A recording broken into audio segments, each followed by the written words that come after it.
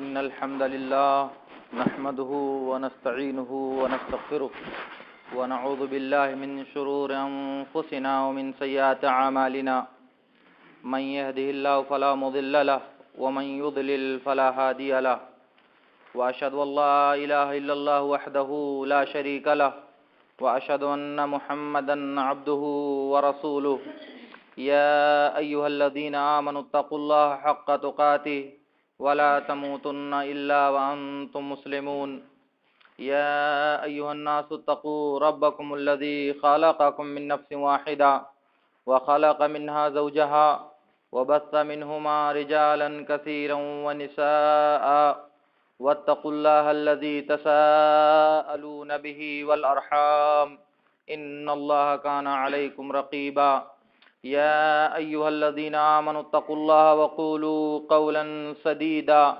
يصلح لكم أعمالكم ويغفر لكم ذنوبكم ومن يطع الله ورسوله فقد فاز فوزا عظيما أما بعد فإن خير الحديث كتاب الله وخير الهدي هدي محمد صلى الله عليه وسلم وشر الأمور محدثاتها وكل محدثة بدعة وكل بدعة ضلالة وكل ضلالة في النار. أعوذ بالله السميع العليم من الشيطان الرجيم. بسم الله الرحمن الرحيم. قاف والقرآن المجيد بل عجبوا أن جاءهم منذر منهم فقال الكافرون هذا شيء عجيب أإذا متنا وكنا ترابا ذلك رجع بعيد قد علمنا ما تنقص الأرض منهم وعندنا كتاب حفيظ بل كذبوا بالحق لما جاءهم فهم في أمر مريج أفلم ينظروا إلى السماء فوقهم كيف بنيناها وزيناها وما لها من فروج والأرض مددناها وألقينا فيها رواسي وأنبتنا فيها من كل زوج بهيج تبصرة وذكرى لكل عبد منيب. وقال الله تعالى في موضع آخر ولو كنت فظا غليظ القلب لانفضوا من حولك. معزز حاضرین، میرا سلسلہ گفتگو جاری رہنا چاہیے تھا. جو موضوع میں نے آپ کے سامنے شروع کیا تھا اس کی بعض کڑیاں باقی رہ گئی تھیں، لیکن انہیں چھوڑتے ہوئے کچھ حالات کے تعلق سے اور جامعہ کے سماج میں جو کیفیت ہے اس کیفیت کے مد نظر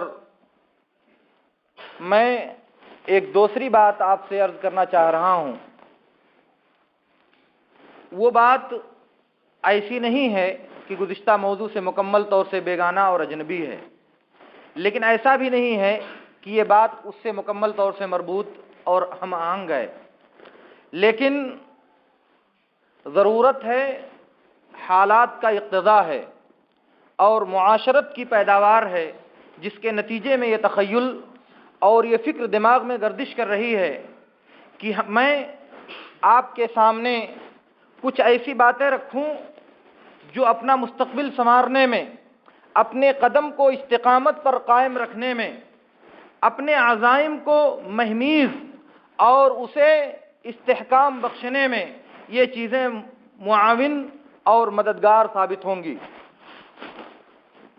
آپ یہ بات سمجھ لو، اور اس سے پہلے بھی میں نے آپ سے عرض کیا تھا کہ اس کائنات میں جو زبدہ، جو مکھن اور اس کائنات میں جو سب سے بہترین طبقہ ہے، اس طبقے کی نمائندگی کرنے کا شرف اللہ رب العالمین نے ہمیں عطا کیا ہے. گویا کہ برتری اور اولویت کا جو تصور کسی انسانی دماغ میں قائم ہو سکتا ہے، اس تصور کے معیار پر اللہ رب العالمین نے ہم کو رکھا ہے. اس لیے اس برتری کا کچھ تقاضا ہے، اس برتری کا کچھ مطالبہ ہے. اگر اس تقاضے سے صرف نظر کر لیا جائے، اگر اس تقاضے کو نظر انداز کر دیا جائے، اس تقاضے کو پائے حقارت سے رونت دیا جائے اور انسان اس کو درخور اعتنا نہ سمجھ کر کے کوئی دوسرا راستہ اپنا لے، تو اس صورت میں یہی بات کہی جا سکتی ہے کہ انسان نے اپنا مقام کھو دیا، انسانیت نے اپنی شناخت مٹا دی، اور ہم انسانوں نے، ہم طالبان علوم نبوت نے اپنے مقام و مرتبے سے سمجھوتا کر کے اس کا سودا کر لیا ہے، اور اعلیٰ کے بدلے میں ادنا اور حقیر چیز کو قبول کر لیا ہے۔ جی ہاں، آپ یہ بات سمجھو، ہم نے جس مشن کے لیے قدم بڑھایا ہے، ہم نے جس مشن کے لیے اپنے آپ کو آمادہ کیا ہے، وہ مشن ایک مقدس اور ایک بابرکت مشن ہے۔ وہ مشن محمد الرسول اللہ صلی اللہ علیہ وسلم کے طرز عمل اور آپ کی طرز زندگی کا امتداد ہے، وہ تسلسل ہے اللہ کے رسول صلی اللہ علیہ وسلم کی حیات مبارکہ سے مستفید اور آپ کی حیات مبارکہ سے مستنبط کیے جانے والے طرز عمل کا، اور اسی کی نقالی کرنے کے لیے ہم اور آپ یہاں جمع ہوئے ہیں۔ اس لیے اس طرز عمل کی نقالی کا تقاضا یہ ہے کہ وہ پرتو، وہ عکس، وہ چلن، وہ طور طریقہ ہماری زندگی میں آنا چاہیے، وہ مزاج، وہ معیار، وہ اخلاق، وہ سیرت اور وہ اطوار ہماری زندگی میں پیدا ہونے چاہیے۔ یہ بغض و حسد، نفرت و عداوت اور کینہ و تکبر اور اعجاب و خود پسندی جیسے امراض سے ہم کو پاک ہونا چاہیے۔ ہمیں ایک دوسرے کے تئیں نصح و خیر خواہی کے جذبے سے لبریز ہونا چاہیے۔ ہمیں ایک دوسرے کی اخوت و مودت کے تعلق سے اپنے دل میں ہیجانی کیفیت محسوس کرنی چاہیے۔ ہمیں دوسرے کے درد کو دیکھ کر کے بے چین ہو جانا چاہیے۔ ہمارے دل کی ٹیس اس وقت مزید بڑھ جانی چاہیے جب ہمارے بغل کا انسان درد سے چیخ رہا ہو، جب ہمارے بغل کا انسان پریشانی میں مبتلا ہو، اس وقت ہمیں اپنی پریشانی اپنے چہرے سے چھپائی نہیں جانی چاہیے۔ مگر اگر معاملہ اس کے برعکس ہو، ہمارا بھائی پریشان ہو اور ہم شادیانے بجا رہے ہوں، ہمارے بھائی کو زحمت ہو رہی ہو اور ہم اس پر اظہار مسرت کر رہے ہوں، ہمارے بھائی کو رسوائی کا سامنا کرنا پڑ رہا ہے اور ہم اس پر اظہار فرحت و انبساط کر رہے ہیں، اگر ہمارے بھائی کی عزت و آبرو کے ساتھ کھلواڑ کیا جا رہا ہے اور ہم اس پر ناچ اور گا رہے ہیں، ہم اس پر پھولے نہیں سما رہے ہیں، تو یہ اخلاق کی وہ بدترین قسم ہے، وہ اخلاق کی انتہائی گھناؤنی اور گھٹیا قسم ہے جس کے حامل انسان کے بارے میں رب العالمین نے حیوان ہونے کا فیصلہ کیا ہے، حیوان سے بدتر ہونے کا فیصلہ کیا ہے ایسے لوگوں کے بارے میں۔ اور ہم اپنے آپ کو انسانیت کے اعلیٰ معیار سے انسانیت کی سطح پر نہ باقی رہنے دیں اور ہم اس کو حیوانیت کی سطح پر گرا دیں، یہ کتنی گھٹیا بات ہے، یہ کتنی گری ہوئی بات ہے۔ ایک انسان جو اس سماج میں سانس لیتا ہے، اپنے مقام و مرتبے کے لحاظ سے، اپنی اہمیت اور اپنی زندگی کے مرکز کے لحاظ سے وہ ذمہ دار بنایا گیا ہے۔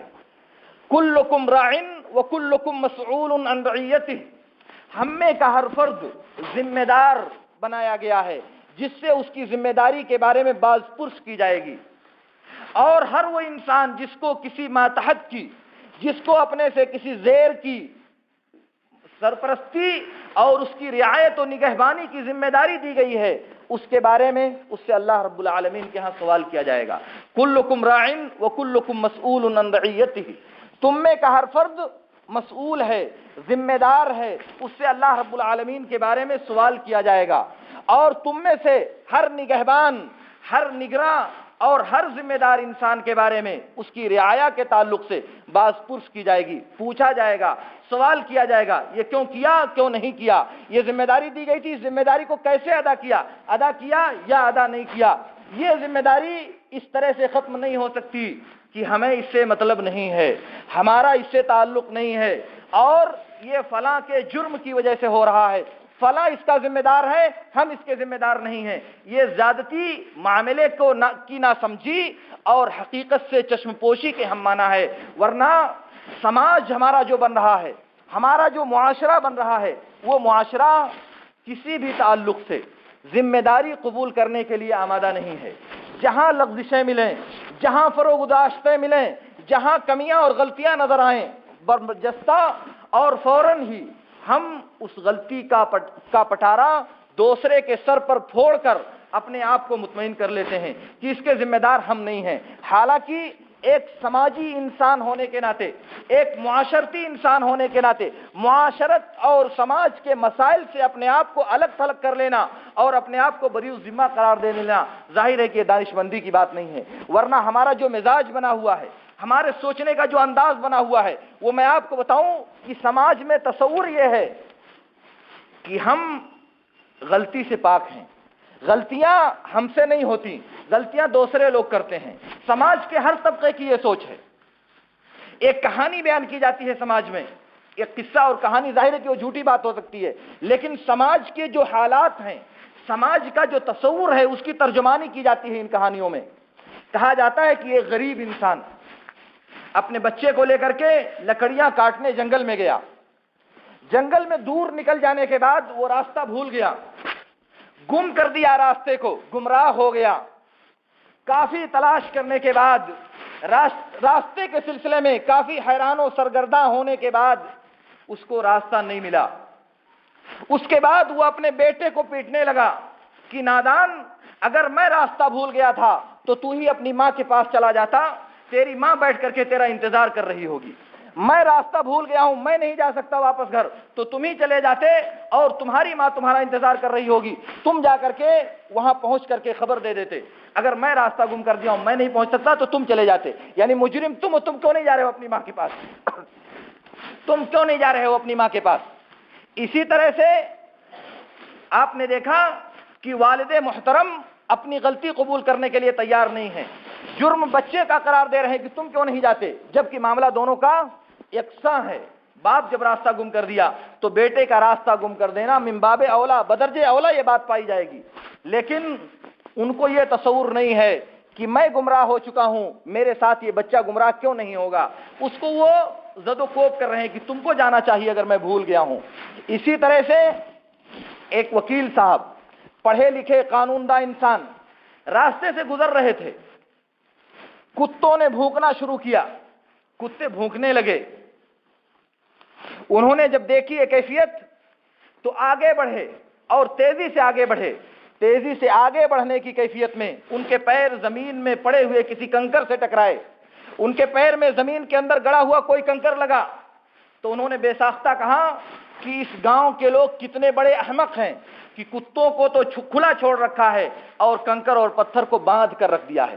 احمق کتنے یہ لوگ ہیں کہ کتوں کو کھلا چھوڑ دیا ہے اور پتھروں کو باندھ رکھا ہے۔ احمق کون لوگ ہیں؟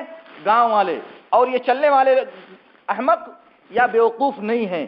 اسی طرح سے ایک مالدار صاحب جا رہے تھے کہیں گاڑی سے، نئی گاڑی خریدا تھا بھی انہوں نے، راستے میں کسی جگہ اس کے ڈرائیور نے کہا کہ گاڑی میں تیل ختم ہو رہا ہے، لاؤ چل کر کے اگلے اسٹیشن پر تیل ڈال دیا جائے گاڑی میں۔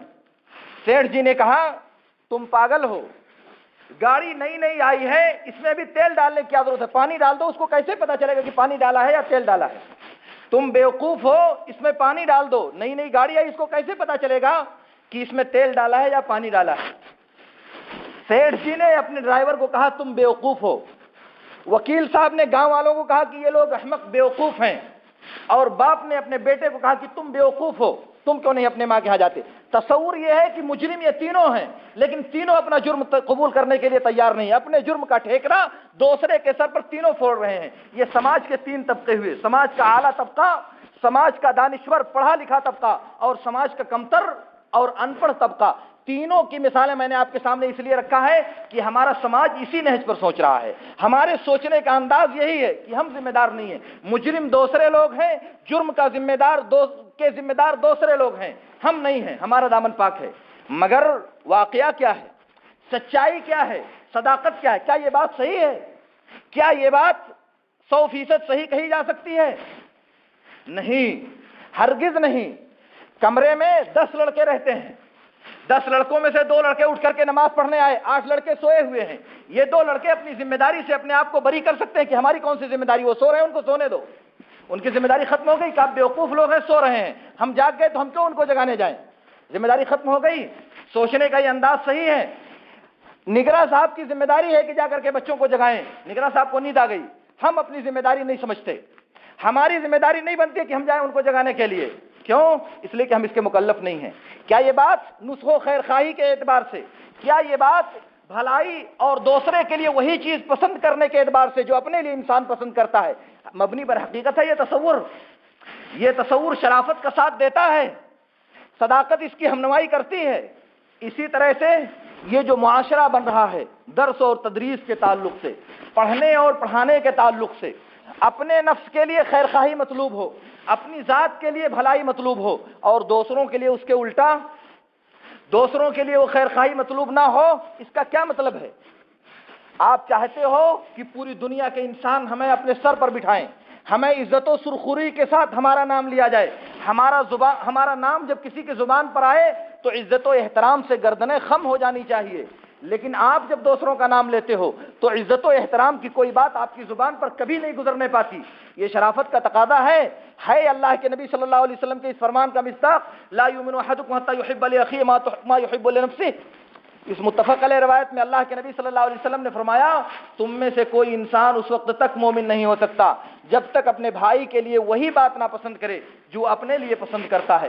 بزار کی روایت میں اسی سند کے ساتھ من الخیر کا اضافہ ہے، جو اس بات کی دلیل ہے کہ بھلائی کے کاموں میں دوسروں کے لیے وہ پسند کیا جائے جو اپنے لیے پسند کیا جاتا ہے۔ اگر کوئی بے حیا انسان اور کوئی بدتمیز انسان اپنے لیے بدتمیزی کو پسند کرتا ہے تو اسے دوسروں کے لیے پسند کرنے کا حکم نہیں دیا گیا ہے، اور یہ انسانی فطرت کے خلاف بھی بات ہے۔ باپ انتہائی بدتمیز ہو مگر وہ اپنے بیٹے کے لیے وہ بدتمیزیاں پسند نہیں کرتا، وہ استاذ کتنا ہی بڑا مجرم کیوں نہ ہو مگر وہ اپنے شاگرد کو جرم کے راستے پر نہیں ڈالنا چاہتا۔ یہ تو الٹے دماغ، الٹی کھوپڑی اور الٹے مغز کی بات ہے، فکر کے الٹ جانے کی، راستے کی منزل کی سمت کو بدل دینے کی بات ہے کہ ایک ذمہ دار انسان اپنے ماتحتوں کی بدخواہی میں، اپنے ماتحتوں کے ذلت کے سامان فراہم کرنے میں، ان کی عزت و آبرو کا سودا کرنے میں وہ اپنے آپ کو آگے بڑھا لے، یہ گھٹیا فکر کی بات ہے، یہ انسانیت سے گری ہوئی فکر کی بات ہے، یہ انسانی مدارج تو چھوڑیے، یہ حیوانیت کی سطح سے پر اتر کر کے اگر سوچا جائے تو شاید وہاں بھی آپ کو اس کی کوئی نظیر نہ مل سکے۔ میں عرض یہ کرنا چاہتا ہوں کہ ہم پر فرض یہ ہے کہ ہم اخلاق نبوی کا عکس اپنی زندگی میں پیدا کریں۔ ہم پر فرض یہ ہے کہ محمد الرسول اللہ صلی اللہ علیہ وسلم کی زندگی کا عکس ہماری زندگی میں پایا جائے، اور ہم اللہ کے نبی صلی اللہ علیہ وسلم کی سیرت کے الٹا، آپ کے اخلاق کے بالکل برعکس وہ سیرت و اطوار اپنائیں، وہ طور طریقہ اپنائیں جو اس سے میل نہیں کھاتا بلکہ اس کے اپوزٹ میں جاتا ہے۔ تو کیا ہمارے منصب کا جو تقاضا ہے وہ تقاضا ہم نے پورا کیا؟ ہمارا جو مشن ہے، ہمارا جو راستہ ہے، ہماری جو منزل ہے، ہم نے اس کے تقاضے کو پورا کیا؟ اگر ہم نے ایسا کیا، یقیناً نہیں۔ اس لیے میرے بھائیوں اور میرے دوستوں، آپ یہ بات سن لو اور سمجھ لو، سماج میں آپ اگر یہ چاہو کہ پورا سماج ایک طرز پر ہو جائے، پورا سماج اخلاقیات کے اعلیٰ معیار پر ہو جائے، سماج کے تمام انسان ایک ایسے معیار پر قائم ہو جائیں جو معیار اللہ اور اس کے رسول کو مطلوب ہے، ایسا نہیں ہو سکتا۔ وما اکثر الناس ولو حرصت بمؤمنین، اکثر لوگ آپ کی ہزار خواہش کے باوجود مومن ایمان والے نہیں بن سکتے۔ تو جب پیغمبر کی ہزار خواہشات کے باوجود سارے لوگ، اکثر لوگ اس راستے پر نہیں آ سکتے تو پھر ہماری خواہش کا کیا معنی ہے، ہماری چاہت کا کیا معنی ہے؟ اس لیے کہا جاتا ہے کہ جس سماج میں خیر غالب ہو، جس سماج میں خیر کا غلبہ ہو، اچھے لوگوں کی کثرت ہو، جس سماج میں اخلاق مند انسانوں کی اکثریت ہو، وہ بہترین سماج ہے۔ استثناء ہر قاعدے میں، ہر جگہ، ہر سماج میں موجود ہے۔ اس لیے دیکھا یہ جاتا ہے کہ سماج کے اکثر لوگوں کا رجحان کیا ہے، ان کا نظریہ کیا ہے، ان کے اخلاق کیسے ہیں۔ اگر اس میں اکثریت ملتی ہے، اور اللہ کا شکر ہے کہ جامعہ کا جو سماج ہے وہ اکثریت کے اعتبار سے ایک بہترین سماج ہے، اکثریت کی سوچ کے اعتبار سے ایک بہترین معاشرہ ہے، خواہ وہ طلباء کے تعلق سے ہو، خواہ ان کے مربیان کے تعلق سے ہو، خواہ ان کے نگراں کے تعلق سے ہو۔ یہ بات خوش آئند ہے ہمارے لیے، مگر سوچنا یہ ہے، سمجھنا یہ ہے کہ ان ساری بشارتوں کے باوجود، ان سارے خوش آئند تصورات کے باوجود کمی کہاں رہ جاتی ہے، لغزش کہاں سے ہوتی ہے، خلل کہاں سے در آتا ہے، اور یہ بیماری پیدا کہاں سے ہو جاتی ہے۔ اگر اس پر بند باندھا جائے تو یہ جو خیر ابھی 80%، 75% نظر آ رہا ہے، یہ 90 اور 95% ہو سکتا ہے، اور یہ کوئی مشکل بات نہیں ہے۔ ضرورت صرف عزم کی ہے، ضرورت صرف ہمت کی ہے، اور ضرورت صرف ارادے کی ہے۔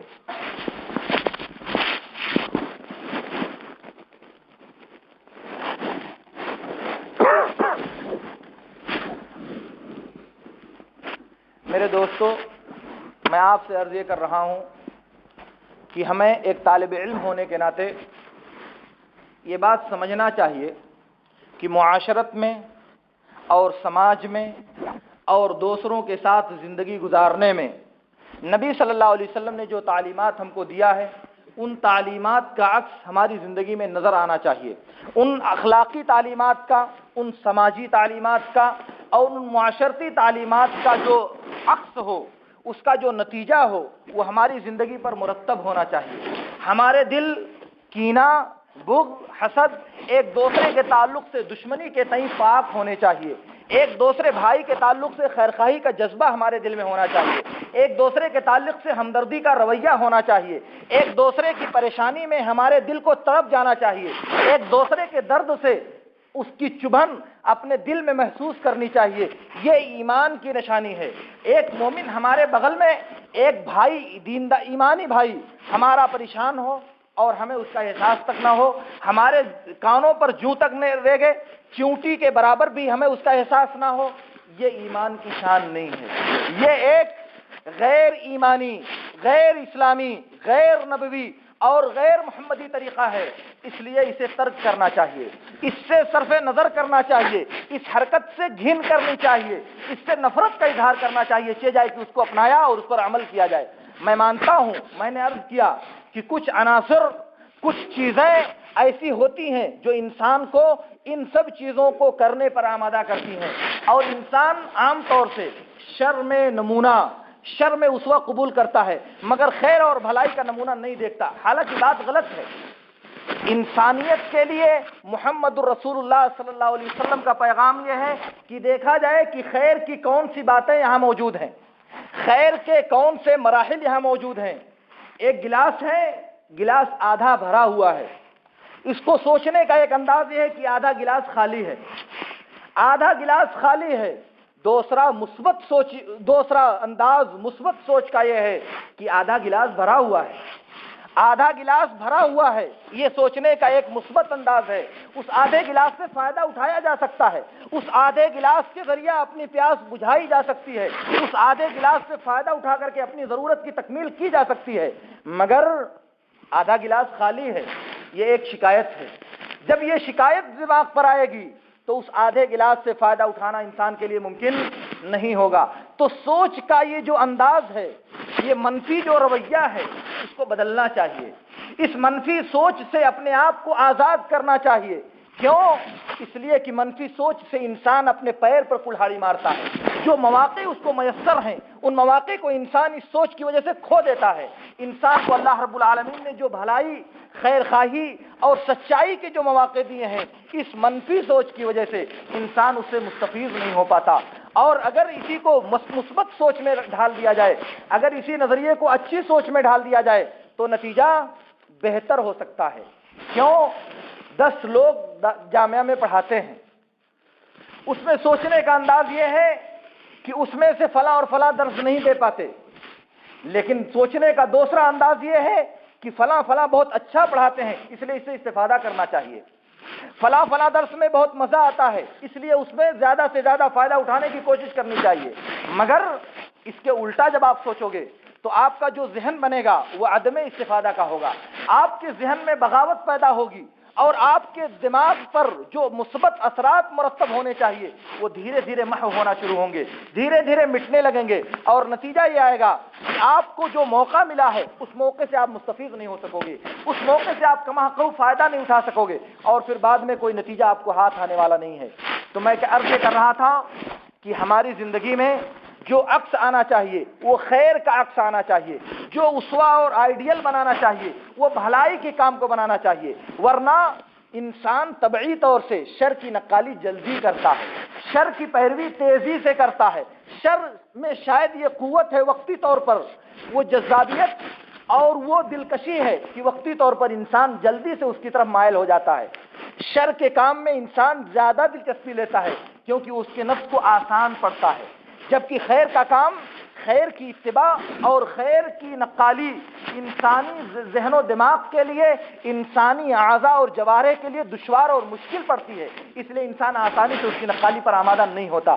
لیکن ایک باشعور، ایک حساس اور ایک سمجھدار انسان کو یہی فیصلہ کرنا ہوتا ہے کہ میں یہ خیر کا پہلو اپناؤں یا میں یہ شر کا پہلو اپناؤں۔ آپ سنو، صحیح بخاری کی ایک روایت میں ہے، اللہ کے رسول صلی اللہ علیہ وسلم ایک دن رات میں اپنی مسجد سے نکل کر ایک عورت کے ساتھ جا رہے تھے، پیچھے سے دو انصاری تیزی سے آنے لگے۔ آپ نے ان دونوں کو دیکھا تو وہ دونوں تیزی سے گزر رہے تھے، آپ نے ان کو روکا۔ ان کو روکنے کے بعد کہا کہ یہ صفیہ بنت حوی ہیں، میں ان کو رخصت کرنے کے لیے آیا ہوا تھا۔ ان دونوں نے کہا سبحان اللہ، آپ تو اللہ کے رسول ہیں، آپ کو یہ بتانے کی کیا ضرورت ہے؟ اللہ کے رسول صلی اللہ علیہ وسلم نے کہا کہ ان الشیطان یجری من ابن آدم مجرى الدم وانی خشیت ان یقذف فی قلوبکما شرا۔ کہا کہ شیطان بنی آدم کے خون میں گردش کرنے کی طرح سے بنی آدم کے خون میں رگوں میں دوڑتا ہے، اس لیے میں ڈر رہا تھا کہ کہیں شیطان تمہارے دل میں کوئی وسوسہ نہ ڈال دے۔ اب نبی اور پیغمبر ہیں، ایک اعلیٰ مقام و منصب پر فائز ہیں، مگر آپ نے مثبت سوچ رکھی کہ اگر ان کے دل میں کوئی وسوسہ پیدا ہونے والا ہے تو اس وسوسے کی جڑ کاٹ دیا جائے، اگر کہیں تردد پیدا ہونے والا ہے تو اس تردد کو ابھی سے ختم کر دیا جائے، اسے پنپنے کا موقع نہ دیا جائے۔ کس نے کہا یہ بات سرکار دو جہاں رحمت للعالمین صلی اللہ علیہ وسلم نے یہ بات کہی، جن کے بارے میں اس طرح کا تصور قائم کرنے والا انسان کافر ہو جائے گا۔ اس طرح کی سوچ اگر محمد الرسول اللہ صلی اللہ علیہ وسلم کے بارے میں کوئی انسان اپنے دل میں پیدا کرے تو وہ انسان کافر ہو جائے گا۔ اس کے باوجود میرے نبی صلی اللہ علیہ وسلم نے اس بات کی ضرورت سمجھی، میرے نبی صلی اللہ علیہ وسلم نے حالات کا یہ تقاضا محسوس کیا کہ ان کے دل میں کوئی بات نہ پیدا ہونے پائے، ان کو بتا دیا جائے کہ یہ جو عورت جا رہی ہے میرے ساتھ یہ میری بیوی تھی، جس کو میں نے ابھی رخصت کیا ہے یہ میری بیوی ہے، یہ میری شریک حیات ہے، اس لیے تم اپنے دل میں کوئی دوسرا تصور مت پیدا کرنا۔ یہ کس نے کیا؟ محمد الرسول اللہ صلی اللہ علیہ وسلم نے کیا۔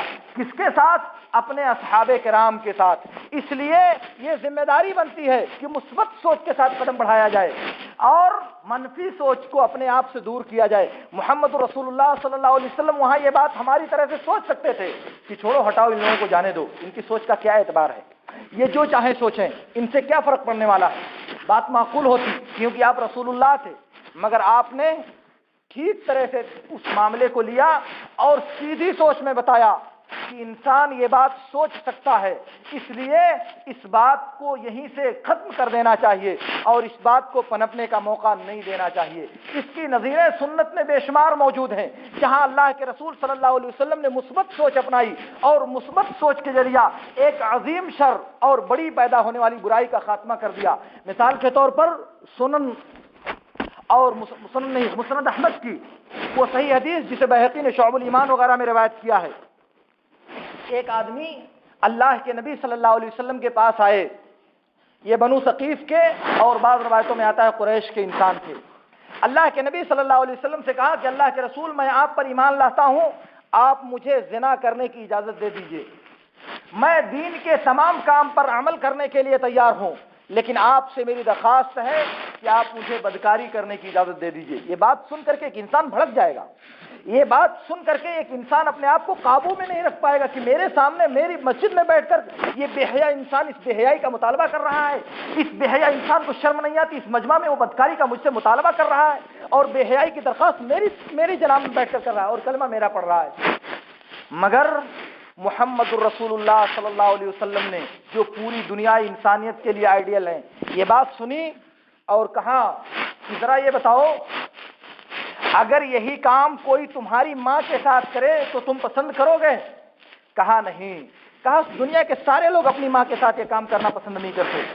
کہا کہ اگر کوئی آدمی تمہاری بہن کے ساتھ بدکاری کرے تو کیا تم اس کے لیے تیار ہو؟ کہا نہیں۔ کہا کہ ساری دنیا کے لوگ اپنی بہن کے ساتھ اس بات کو پسند نہیں کرتے۔ کہا کہ اگر کوئی آدمی تمہاری بیٹی کے ساتھ بدکاری کرے تو تم کیا پسند کرو گے؟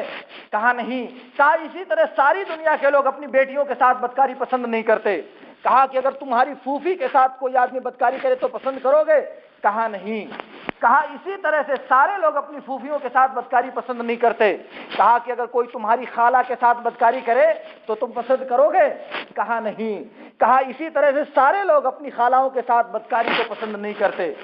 اس کے بعد اس آدمی کا ماتھا ٹھنکا، اس آدمی کے دماغ نے اس جرم کی قباحت کو محسوس کیا اور اپنی درخواست کی غیر یقینی کیفیت کو سمجھ لیا، اور اس کو سمجھ میں آ گیا کہ میں نے کتنی گھناؤنی اور کتنی گھٹیا بات اللہ کے نبی صلی اللہ علیہ وسلم سے کہہ دیا ہے، اور اس کے بعد اس نے توبہ کیا اسی مجلس میں اللہ کے رسول صلی اللہ علیہ وسلم کے دست مبارک پر، اور آئندہ اس جرم سے باز رہنے کا عہد کر لیا۔ تھوڑی دیر پہلے جو ابھی بدکاری کی درخواست کر رہا تھا، تھوڑی دیر پہلے جو ابھی بے حیائی کرنے کی اجازت طلب کر رہا تھا، تھوڑی دیر کے بعد وہی انسان اس کی کایا پلٹ ہو گئی۔ دماغ میں سوچنے کا جو نقطہ تھا وہ نقطہ تحویل اور تبدیل ہو گیا۔ اب اس کی سمجھ میں بات آئی کہ یہ گھناؤنا جرم ہے، کیونکہ میں جو بدکاری دنیا میں کروں گا، ظاہر ہے کہ وہ بچی، وہ عورت کسی کی بیٹی ہوگی، کسی کی بہن ہوگی، کسی کی بھائی ہوگی، کسی کی بیوی ہوگی، کسی کی کوئی نہ کوئی ضرور ہوگی وہ اس روئے زمین پر۔ تو جب مجھے اپنی رشتہ داروں کے ساتھ، اپنے قریبی عزیزوں کے ساتھ یہ عمل پسند نہیں ہے، تو دوسروں کو بھی ظاہر ہے اسی طرح یہ بات پسند نہیں ہوگی۔ جب اللہ کے رسول صلی اللہ علیہ وسلم نے اسے یہ احساس دلایا تو وہ کانپ اٹھا۔ اس احساس کے دل میں جاگزی ہو جانے کے بعد وہ اس پہ بدن پہ رعشہ طاری ہو گیا کہ یہ میں نے کیا کہہ دیا۔ لیکن میرا جو محل شاہد ہے وہ محمد الرسول اللہ صلی اللہ علیہ وسلم کی مثبت سوچ ہے۔ ایک بھڑکا دینے والے معاملے میں انتہائی ضبط اور تحمل کا مظاہرہ کیا، تربیت کا ایک انوکھا انداز اپنایا کہ ایک انسان جو جرم کرنے کی درخواست کر رہا ہے اس کو اس طرح سے قائل کر دیا، اس کے دماغ میں اس کی قباحت کو اس طرح سے بٹھا دیا کہ وہ مجبور ہو گیا کہنے پر کہ میں نے غلط بات کہی ہے، وہ مجبور ہو گیا یہ سوچنے پر کہ میں نے بہت ناروا بات کہہ دیا ہے، اور خود ہی شرمسار ہو کر کے توبہ کرنے پر آمادہ ہو گیا۔ اس طرح کی مثالیں سیرت سے اگر میں پیش کروں تو بخاری اور مسلم کا وہ واقعہ جو ذوالخویسرہ یمانی خالد بن ولید اور عمر بن خطاب کے ساتھ پیش آیا تھا، جس میں محمد رسول اللہ صلی اللہ علیہ وسلم کی ذات پر ناروا حملہ کیا گیا تھا، یا پھر عبداللہ بن زبیر کے والد زبیر بن عوام کے ساتھ جو واقعہ پیش آیا تھا جس میں محمد رسول اللہ کے فیصلے کو چیلنج کرنے کی جسارت کی گئی تھی، اس طرح کے واقعات بہت سے موجود ہیں سنت میں، بہت سے موجود ہیں سیرت میں، مگر محمد رسول اللہ صلی اللہ علیہ وسلم کی تربیت کا جو انداز ہے، سوچنے کا جو انداز ہے، وہ سیدھا سوچنے کا انداز ہے، معاملات کو سیدھا سوچنے کا طریقہ ہے، اس کے الٹا اپوزٹ نظریہ قائم کرنے کا طریقہ محمد رسول اللہ صلی اللہ علیہ وسلم کا نہیں ہے۔ اس لیے میرے دوستو، ہمیں مثبت سوچ رکھنی چاہیے اپنے دماغ میں، کسی چیز کے مثبت پہلو کو نظر میں رکھنی چاہیے۔ اور ایک بات آپ نوٹ کر لو، میں آج آپ سے عرض کر رہا ہوں انتہائی ذمہ داری کے ساتھ، آپ اس کو سمجھ لو، اس دنیا میں اگر آپ کوئی ایسی شے تلاش کرنا چاہتے ہو جو اپنے تمام پہلوؤں سے صرف خیر پر مبنی ہو تو ناممکن ہے۔ اگر اس دنیا میں آپ کوئی ایسی چیز تلاش کرنا چاہتے ہو جو اپنے تمام پہلوؤں سے صرف شر ہی شر ہو تو یہ چیز ناممکن ہے۔ خیر محض کا تصور صرف جنت میں ہے اور شر محض کا تصور صرف جہنم میں ہے۔